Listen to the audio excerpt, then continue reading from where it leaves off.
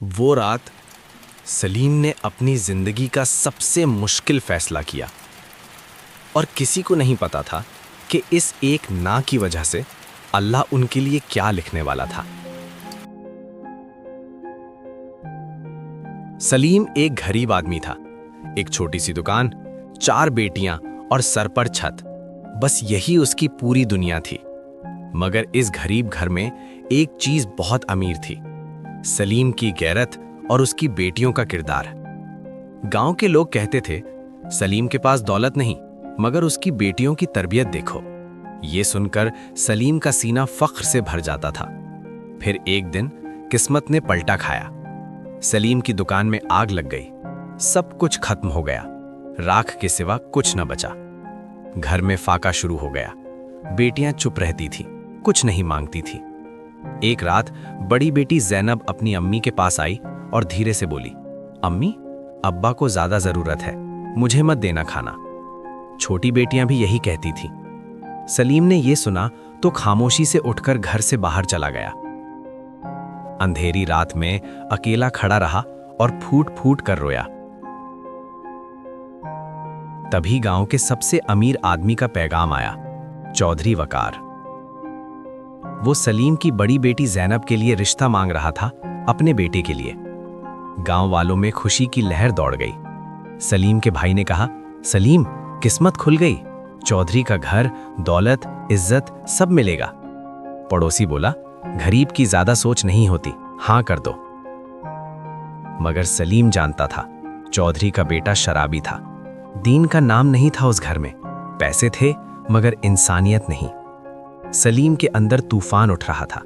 एक तरफ भूखी बेटियां और दूसरी तरफ अपनी बेटी का मुस्तकबिल। सलीम ने एक गहरी सांस ली, आंखें बंद की और फिर धीरे से बोला, चौधरी साहब, आपकी दौलत की इज्जत करता हूं, मगर मेरी बेटी अमानत है जो अल्लाह ने दी है। जिस घर में दीन नहीं वहां मेरी बेटी नहीं जाएगी, माफी चाहता हूं। कमरे में खामोशी छा गई। फिर लोग हंसने लगे, फिर ताने शुरू हो गए। कहने लगे, सलीम पागल हो गया। कहने लगे, गरीब की गैरत, वाह वाह। भाई ने गुस्से में कहा, बेटियां बुढ़ी हो जाएंगी, कोई नहीं आएगा। सलीम खामोश रहा। घर आया, सजदे में गिर गया और रोते हुए दुआ की, या अल्लाह, तू जानता है मैंने ये तेरी वजह से किया, मेरी बेटियों का ख्याल रखना, अब तू ही कुछ कर। 15 दिन गुजर गए। फिर एक दिन दरवाजे पर दस्तक हुई। एक आदमी आया शहर से, साफ कपड़े, सीधा चेहरा, आंखों में नूर। उसका नाम हमजा था। वो हलाल कारोबार करता था। किसी ने उसे सलीम का किस्सा सुनाया था कि एक आदमी है जिसने अपनी बेटी का सौदा दौलत के बदले नहीं किया। हमजा ने सलीम से कहा, मैं ऐसी लड़की से रिश्ता चाहता हूं जिसके घर में गहरत हो और ऐसे बाप से भी। और फिर अल्लाह की शान देखिए, हमजा के साथ उसके 3 दोस्त भी आए थे। तीनों ने सलीम की बाकी 3 बेटियों के लिए भी रिश्ते मांगे। एक ही महीने में 4 बेटियों के रिश्ते पक्के हो गए। गांव वाले हैरान रह गए और चौधरी वकार खामोश रह गया। वो रात, जिस रात सलीम ने फैसला किया था, उसका अंजाम अब सामने था। जो खत उसके हाथ में था वो उसकी बेटियों की तरफ से था।